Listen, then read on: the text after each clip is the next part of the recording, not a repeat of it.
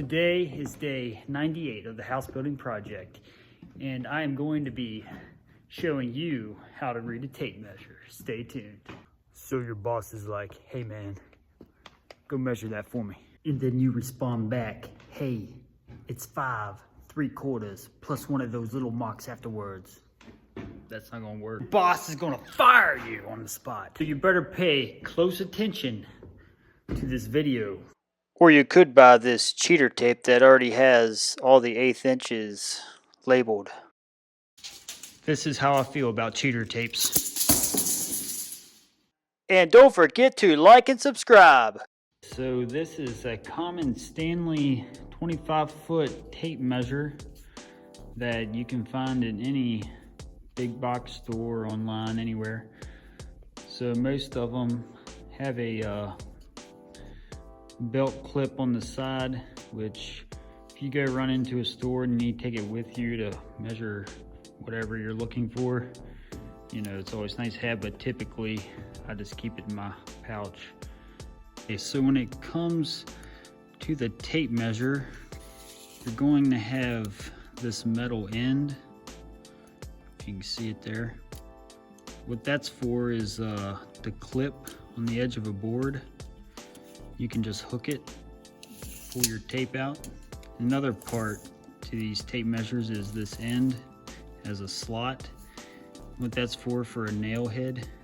You can simply just clip it on and it hooks to it really well. Another thing to note about the end is it's not exactly solid.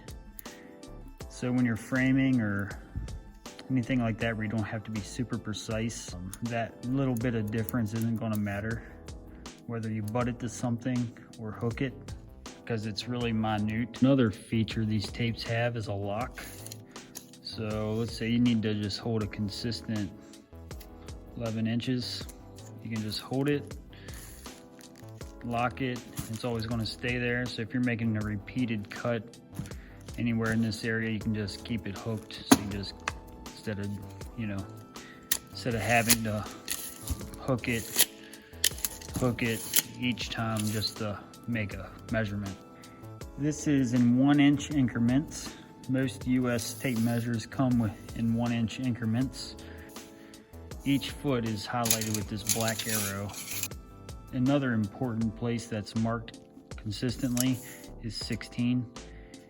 And unless you frame houses or know anything about building, you wouldn't really know why your every 16 inches is highlighted, but it's because most studs are 16 on center. Some are different, but most houses. So if you look here, see the red mark lines up 16 on center. But if you need something really precise, what you want to do, let's say you need to make this board exactly 4 inches, you'd want to burn 1 inch. So you can see I hold it right on the edge of the board, right at 1 inch. And then you would mark it right at 4 or 5, wherever you need to make it. So that way you're exactly where you want it to be. Because if you hook it here, you just got a fraction of play. How you read the fractions, I think most of us know that the line right in the middle is going to be 1/2 inch. And then they make the next biggest line a 1/4. So each 1/4 increment in the inch is the next tallest mark. Then each 1/8 inch is the next mark, height. Then each 16th is the smallest mark. So as I was joking earlier, if he said 5 3/4 in that one mark past, you'd be there. So you would never say that. Something you might hear in construction is someone will say, hey, cut me something 5 1/2 heavy. So 5 1/2 heavy would be 5 inches in this 16th. Or 5 1/2 light would be 5 1/2, one mark below. So it'd be right there. So heavy means a 16th past, and a light means a 16th behind.